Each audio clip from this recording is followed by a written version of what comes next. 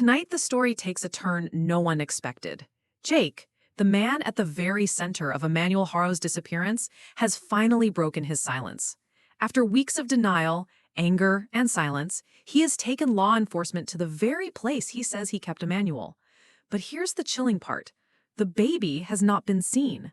Imagine that. A child declared gone, a child buried in reports, in legal files, in silence. Yet the very person accused of hiding him now says this is where he was. And when investigators arrive, nothing.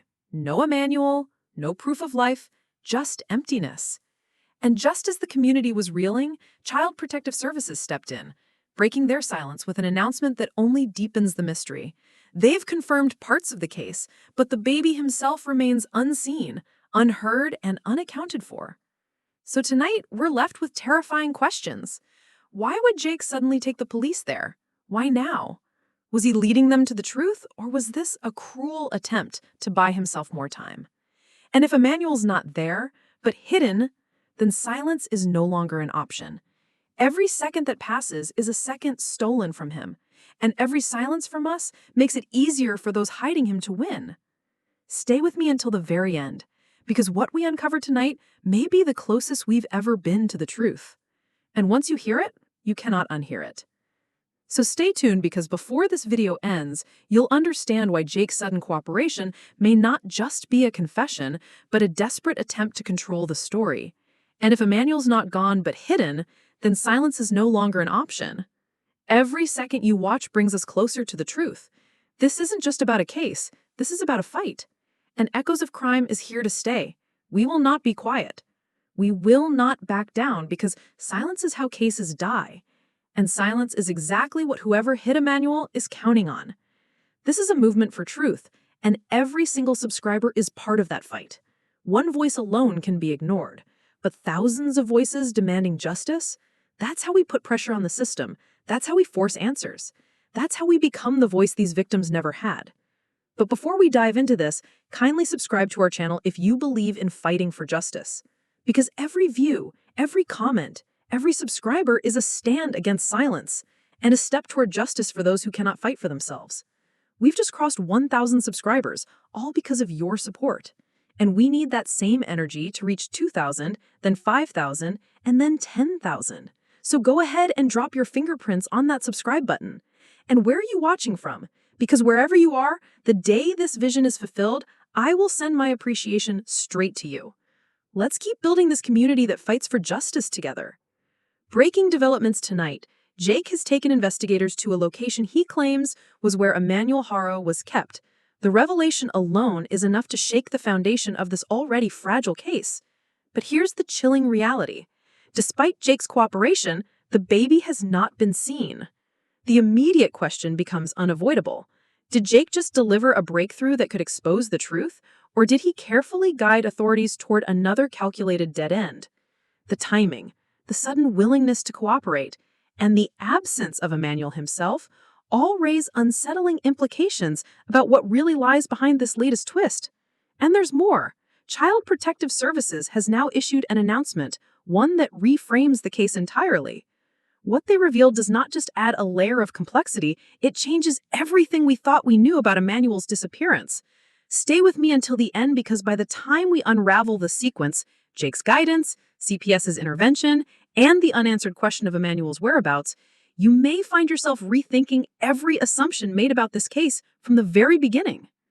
When Jake Haro was first taken into custody, it was not just another arrest. It was the pivotal moment that shifted the entire investigation. The handcuffs, the flashing lights, the community whispering in disbelief. It was a scene heavy with accusation.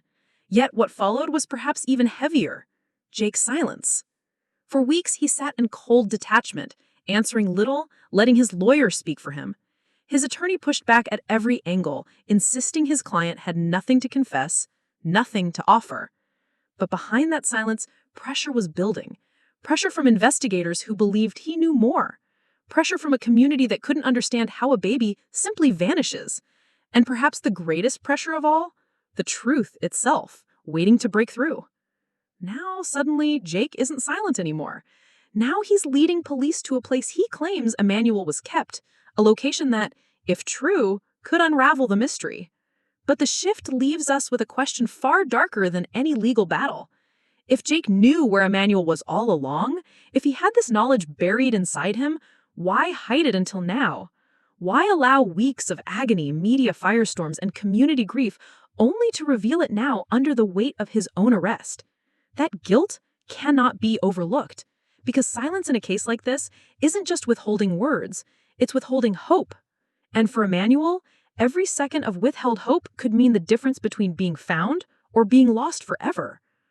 The moment Jake finally broke his silence, investigators followed him with a mix of urgency and skepticism. Where would he take them?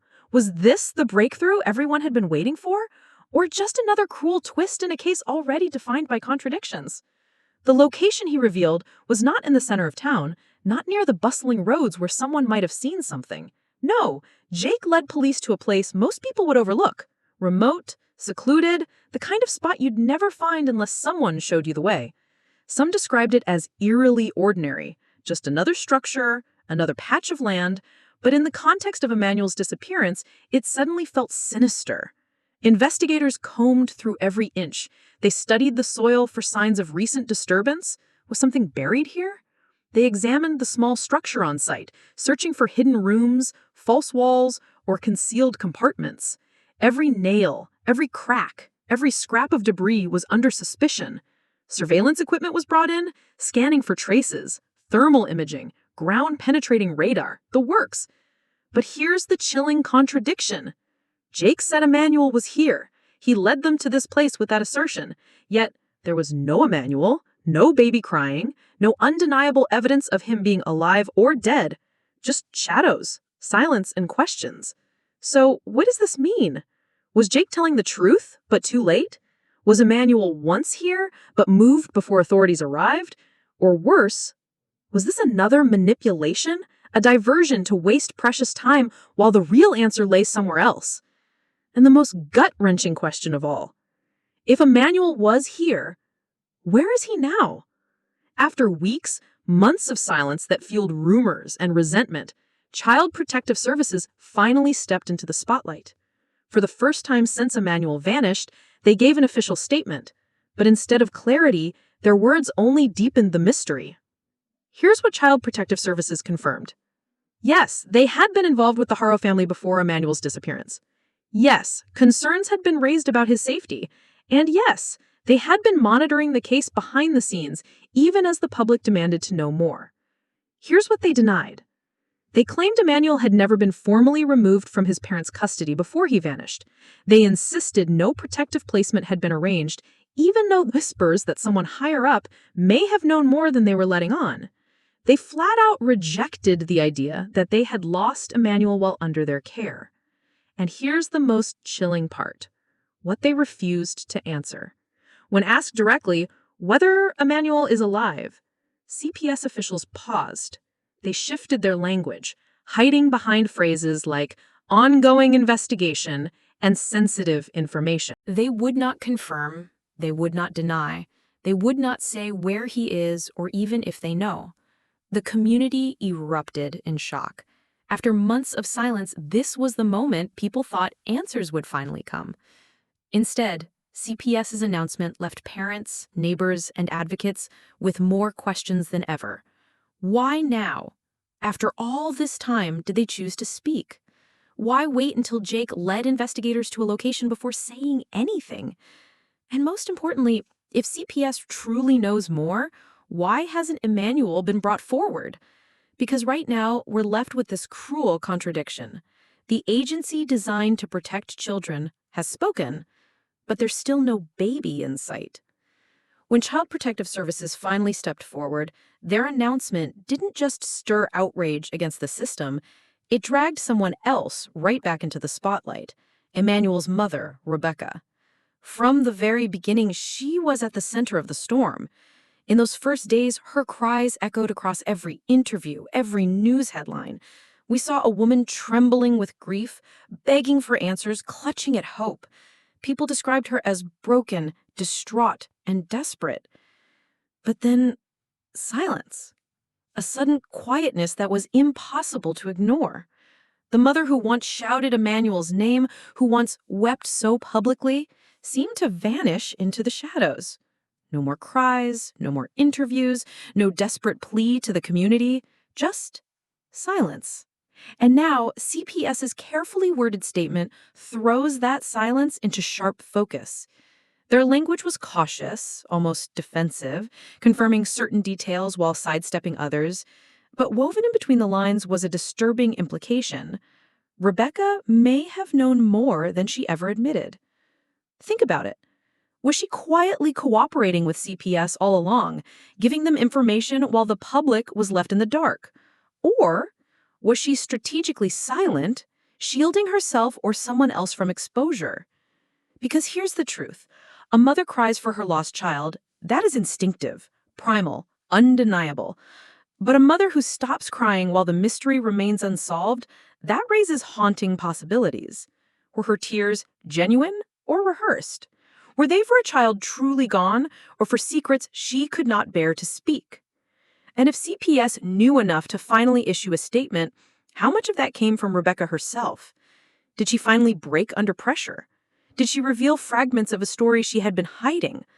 Or did her silence make her complicit in the very act that took Emmanuel from the world's eyes? Here's the guilt trip none of us can shake.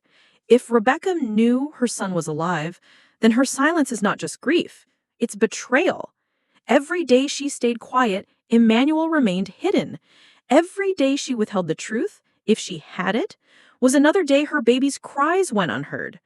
So the chilling question becomes this. Was Rebecca truly a grieving mother who was kept in the dark? Or was she a mother who already knew the truth and chose to bury it alongside her son's voice? When Jake finally led investigators to the place he claimed Emmanuel was kept, the response wasn't casual. It was methodical, surgical, and intense. Here's how law enforcement typically handles a claim like this. First, the site is secured. Every inch of the ground becomes evidence. Investigators don't just look, they document. Drones sweep overhead, mapping the terrain. Teams photograph, sketch, and mark the area. Nothing is left to chance. Then come the forensic digs. Soil samples are taken layer by layer, searching for signs of disturbance, fresh earth, hidden compartments, concealed remains, even microscopic traces. Hair, fibers, blood are potential breakthroughs. If Jake was telling the truth, the land itself would carry the memory of Emmanuel's presence. Next, search dogs are deployed. Specially trained cadaver dogs, scent tracking units. They comb through the area, reacting to scents human senses could never detect. Dogs can pick up the trace of human remains long after time has passed. But here's the thing. If Emmanuel truly was alive in that space, living there at some point, the scent markers should be there. And yet, no official confirmation has been made public. Then comes the surveillance sweep. Investigators check for cameras nearby, private security, traffic cams, even wildlife trail cameras. In today's world, eyes are everywhere. If Emmanuel had ever been transported to or from this location, there's a chance something or someone captured it. But here's where the cracks begin to show. Law enforcement has admitted the search took place. They've confirmed investigators were on the ground, combing through the site, but they refuse to say what they found. No photos, no evidence logs, not even a vague statement like, nothing was discovered.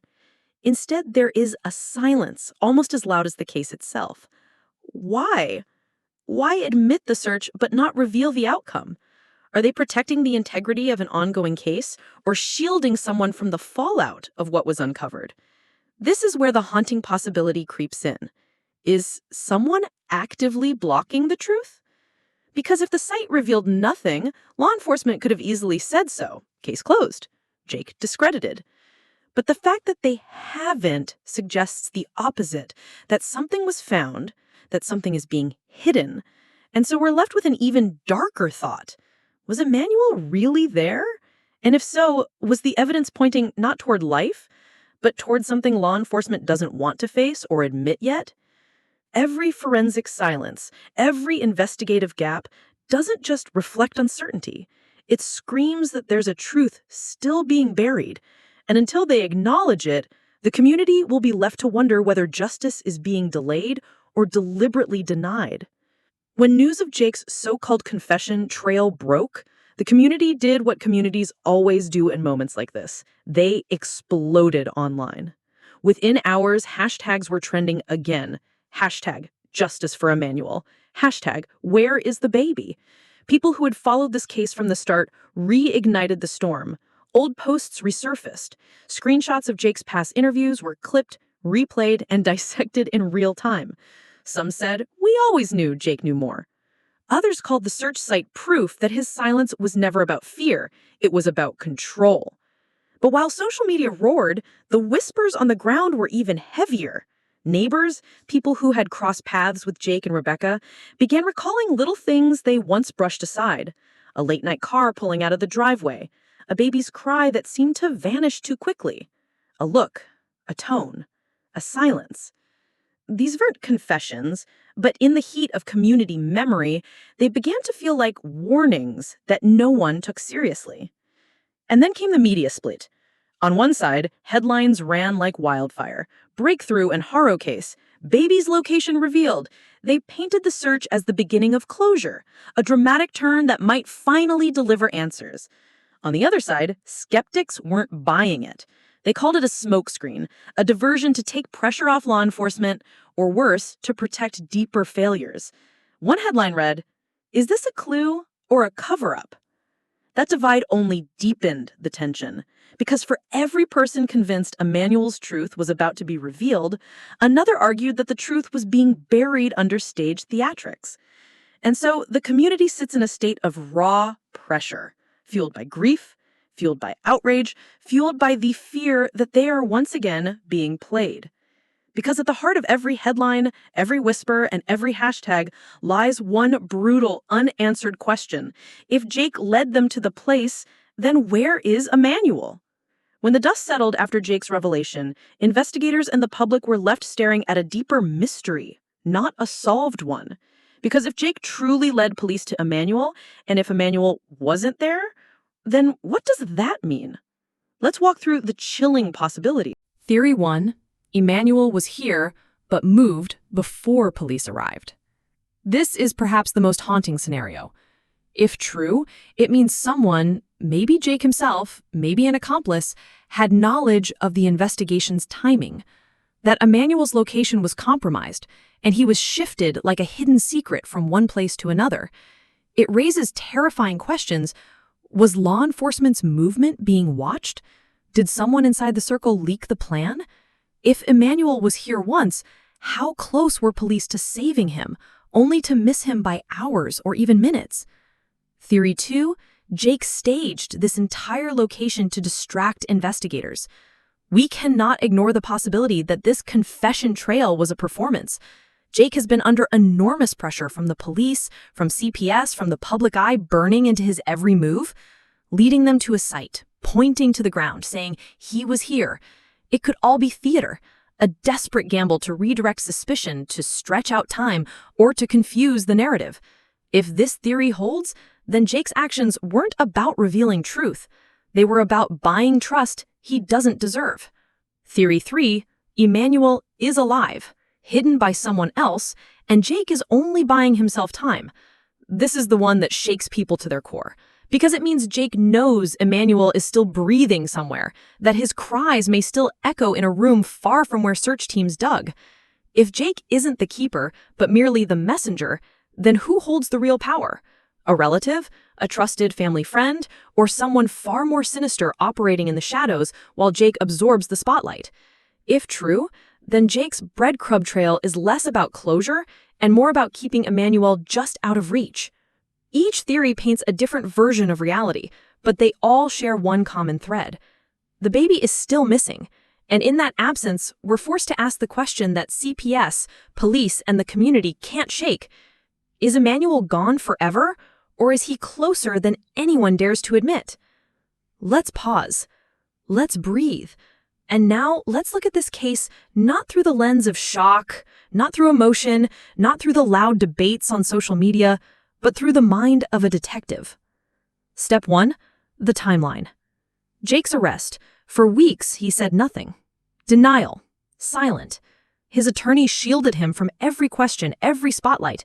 Suddenly, out of nowhere, Jake leads investigators to a location, a place he claims Emmanuel was once kept. Almost on cue, CPS, after months of silence, finally steps forward with their announcement. An announcement that should bring answers, but instead brings only more questions. And looming over all of this, what matters most? The baby, Emmanuel Haro, is still unseen. That order matters. Nothing in criminal investigations is random. Sudden shifts in behavior almost always point to a trigger. Something forced Jake's hand. Something made CPS move. Something connected these events in ways the public isn't fully seeing yet. Step 2, Jake's behavior. Why would he suddenly point police to a location if that location proved nothing? Think about that. Most suspects under pressure do one of two things. They either stay silent or they try to spin a story to save themselves. Jake didn't just spin. He physically led police. That takes intent. That takes planning. So what are the possibilities? Maybe he believed the place would back up his story. Maybe he thought police wouldn't find anything and it would buy him time. Or maybe, just maybe, he was cornered and he tried to get ahead of evidence he knew was already about to come out. Because here's the part no one can ignore. If Jake took them there and Emmanuel wasn't there, then where is Emmanuel? That question isn't just haunting, it's destabilizing, because it suggests Jake may not be the only one involved. It suggests movement. It suggests cooperation. It suggests a network, someone else stepping in to relocate or conceal the baby before investigators arrived. Step 3, the gap. Law enforcement confirms the search. They confirm Jake led them there, but they have not confirmed the outcome. No statement of remains. No confirmation of Emmanuel's presence. Just silence. And in criminal investigations, silence is never neutral. It's either the sound of investigators holding their cards close, or the sound of someone, somewhere, making sure the truth doesn't surface. Which brings us to the darkest possibility yet. If Emmanuel isn't there, and CPS still isn't producing him, then this isn't just about Jake anymore. It's about who else may be moving in the shadows, ensuring Emmanuel remains hidden. And that means investigators may no longer be chasing a body. They may be chasing a living child. Here's the chilling reality we're left with tonight. Jake has taken investigators to a place he claims Emmanuel was once kept. CPS has finally spoken after months of silence. Yet Emmanuel Haro, the baby at the heart of all of this, is still unseen. And so I have to ask the question no one wants to hear. If Emmanuel's voice could once be heard, then his silence today is not natural. It's enforced. That means someone somewhere knows where he is. This isn't just a story. It's not just another headline that fades in a week. This is a child's life. A child who should be learning to walk, to laugh, to cry out for his mother. But instead, he's become the subject of whispers, courtrooms, and cover-ups. And I'll be brutally honest with you, every second of silence helps the person or the people hiding him. Every moment we allow this case to slip into the background is a gift to whoever is responsible.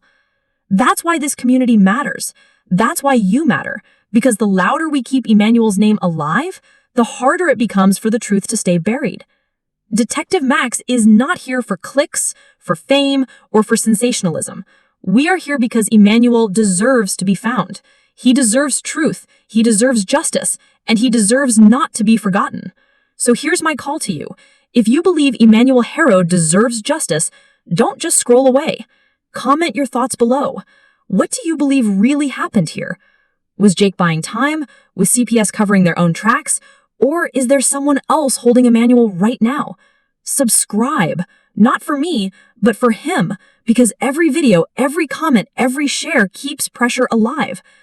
And above all, never let silence win, because if we stop speaking, then whoever is hiding Emmanuel wins. But if we stand together, then Emmanuel's truth will be uncovered.